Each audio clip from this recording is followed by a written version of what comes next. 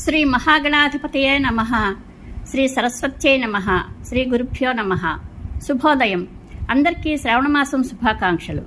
శ్రావణమాసం సందర్భంగా దివ్యమంగళ స్వరూపిణి అయిన జగన్మాత పాదపద్మములను ధ్యానిస్తూ శ్రీ జగద్గురు ఆదిశంకరాచార్య విరచితమైన సౌందర్యలహరి శ్లోకములు వాటి అర్థములతో స్మరించుకుందాం.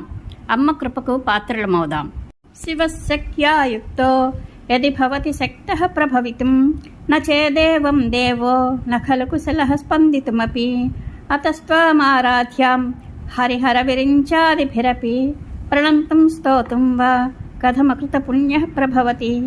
అమ్మా భగవతి, శివుడు సర్వమంగళవు చైతన్య రూపిణివి అయిన నీతో కలిసి ఉన్నప్పుడే ఈ జగత్తును సృష్టించడానికి సమర్థుడు అవుతున్నాడు.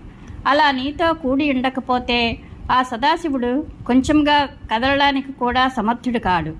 ఇందువల్ల విష్ణువు, రుద్రుడు, బ్రహ్మ మొదలైన దేవతల చేత కూడా పూజింపబడే నీకు నమస్కరించడానికి కానీ స్తోత్రము చేయడానికి కానీ పూర్వము పుణ్యం చేసుకుని పుట్టి ఉండాలి. లేకపోతే నీకు నమస్కరించేటటువంటి లేక స్తోత్రం చేసేటటువంటి అదృష్టం లభించదు.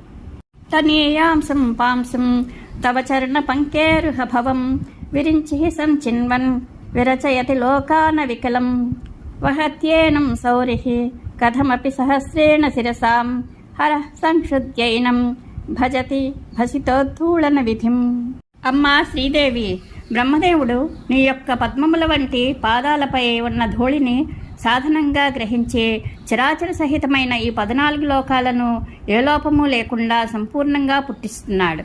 ఆ నీ పాదధూళినే గ్రహించి అనంతుని రూపంలో ఉన్న విష్ణుమూర్తి తన 1000 తలలతోనూ ఎంతో కష్టంతో మోస్తున్నాడు. ఆ నీ పాదపరాగాన్నే ఈశ్వరుడు చక్కగా తన చేతితో మెదిపి తన శరీరానికి మైపోతగా అంటే విభూతిగా ధరిస్తున్నాడు.